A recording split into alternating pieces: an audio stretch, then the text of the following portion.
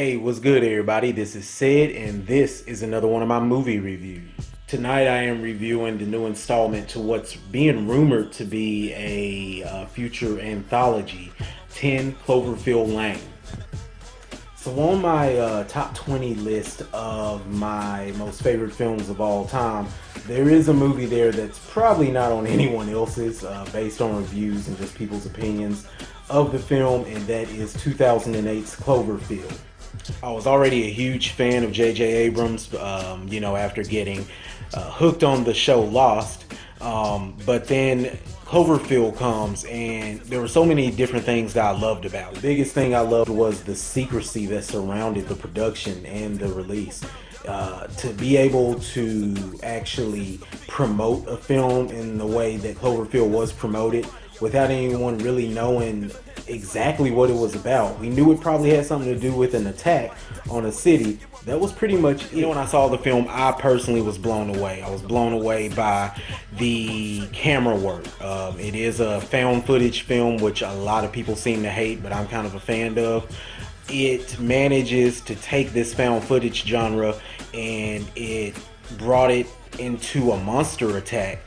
It basically took us into a Godzilla movie. It was a first-person experience, and I absolutely loved it. So I was excited once I heard that there was another installment coming, and the promotion pretty much went the same. The trailer showed us John Goodman doing what appeared to be holding a female hostage, and that's pretty much all we really knew. This morning I read the reviews from the so-called professional critics, and I immediately got nervous. Reason being, there's sort of a pattern. When there's a film that I'm excited about and the critics love the film and give it great reviews, I usually don't agree. And this film did get great reviews, actually 90% on Rotten Tomatoes. Starting off with acting, the film is John Goodman. John Goodman, I don't know if he's ever played a mediocre role or given a mediocre performance. He kills it, as always. He is the film, and I would say the first 90% of the film is surrounding him, his performance, and I was completely fine with that. I was thoroughly entertained. First 90% of the film, excellent. This is a spoiler-free review, of course, so I'm not going into detail about anything.